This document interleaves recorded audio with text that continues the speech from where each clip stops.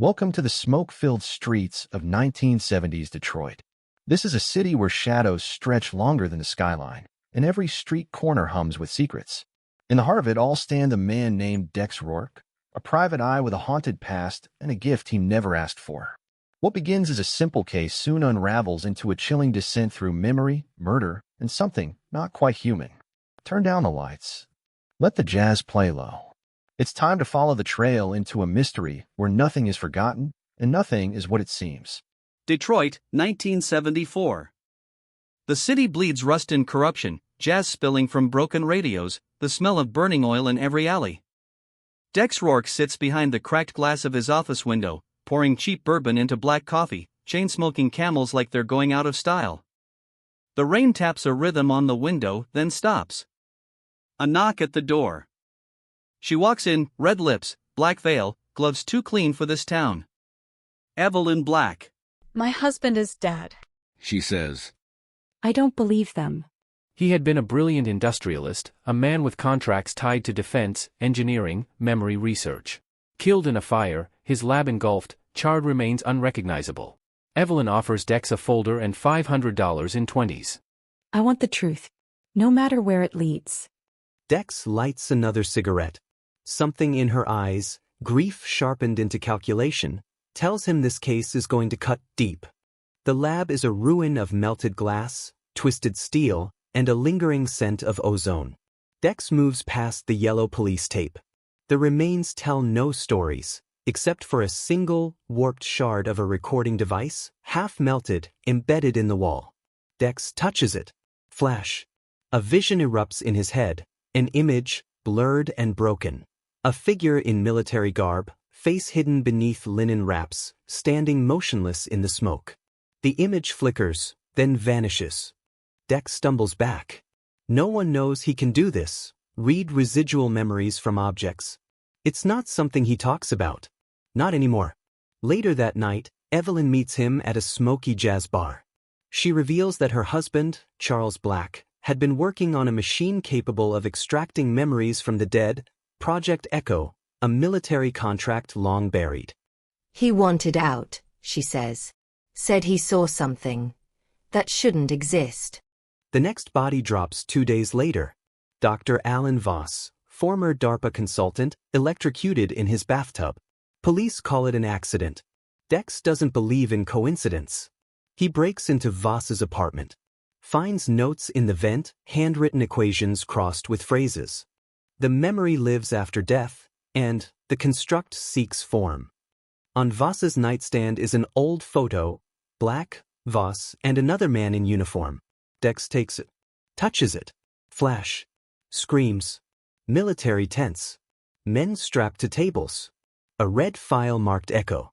Then static. The third death is messy. James Rowland, lab tech. Body torn apart like a wild animal had been through. But there are no prints. No signs of forced entry. Dex visits the abandoned auto plant where Project Echo's first tests took place. The place smells of rust and secrets. Then he sees him. A figure, tall, unmoving. Wrapped in bandages. Eyes like burnt glass. Dex reaches for his gun. Too slow. The veiled man disappears into the smoke. Dex tries to read the fragments left behind. Nothing. A void. The man has no memory. No past. Nothing to read. Dex and Bell argue at the precinct. Bell warns him, these aren't just murders, they're purges. Someone's cleaning house, removing everyone tied to Echo. Dex finds a lead, a whistleblower named Marcus Sheen, hiding out in a halfway house downtown. Marcus tells him the truth. Echo didn't just record memories. It made things. Things built for memory, but not whole. Like patchwork souls. The veiled man was the first. Built from fragments of soldiers' dying thoughts. A weapon. But it escaped. Now it wants more. Dex confronts Evelyn. You knew it was still alive. She nods. I didn't know it remembered me.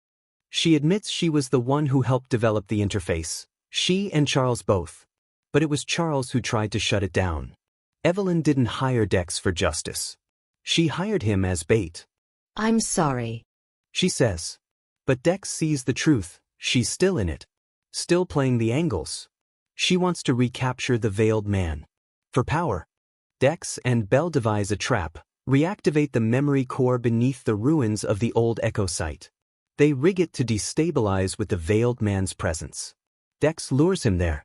A brutal fight ensues in the haze of memory projectors. The lines between illusion and reality blur. Dex is pulled into the construct, a liminal space of thought echoes and ghost images. He sees pieces of his own past. A child crying. His first kill. Evelyn's kiss. Belle's badge. He understands. The veiled man is memory itself, starving for identity. Dex offers his own. He lets the entity absorb him, and in doing so, overloads the system. Morning. Ashes. Belle finds Dex's coat, his lighter beside it. Nothing else. Evelyn has vanished. No charges. No trail. Detroit keeps turning, slower now. Weeks later, a street kid picks up a silver lighter in an alley. He flicks it. A spark. Jazz crackles from a nearby radio. The kid's eyes change. He remembers a woman in red. A room of fire. A name, Dex Rourke. Some memories never die. They just wait for a new mind to hold them. Thank you for stepping into the shadows of Detroit with us. Dex Rourke's tale may have faded into smoke, but echoes always return. See you in the next case, where memory might be the deadliest weapon of all. He remembers a woman in red, a room of fire, a name, Dex Rourke. Some memories never die. They just wait for a new mind to hold them.